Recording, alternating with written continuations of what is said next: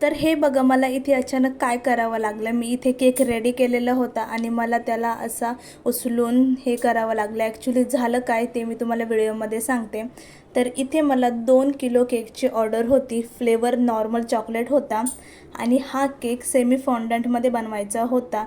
म्हणजे त्यावर जे ॲनिमल थीम होतं ते मला फॉन्डंटने बनवायचं होतं.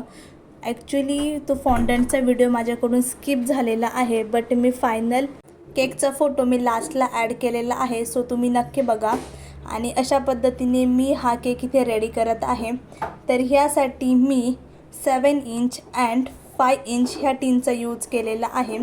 7 इंचमध्ये मी 440 ग्राम प्रीमिक्सचा यूज केलेला आहे आणि 5 इंचच्या टीनमध्ये मी 280 ग्रॅम्स प्रीमिक्सचा यूज केलेला आहे. अशा पद्धतीने मी इथे 2 किलो केकच्या प्रीमिक्सला असं डिवाईड करून घेतलेला आहे.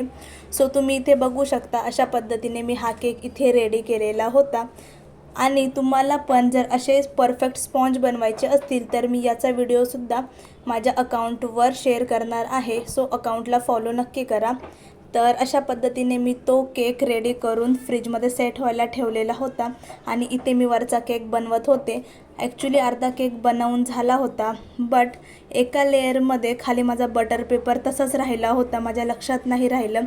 सो मी तो काढण्यासाठी केकला परत उचलला, तो बटर पेपर काढला आणि परत ठेवलं आणि परत फायनलायझिंग केलं.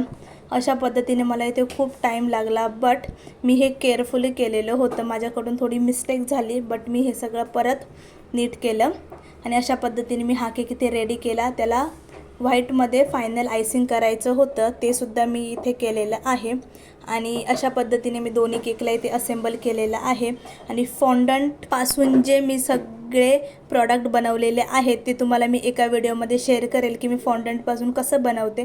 तर हे सगळं स्मॉल ट्रिक तुम्हाला जाणून घ्यायच्या असतील तर फॉलो करा. आणि हा आहे आपला फायनल केक. भेटूया नेक्स्ट व्हिडिओमध्ये. आवडला तर लाईक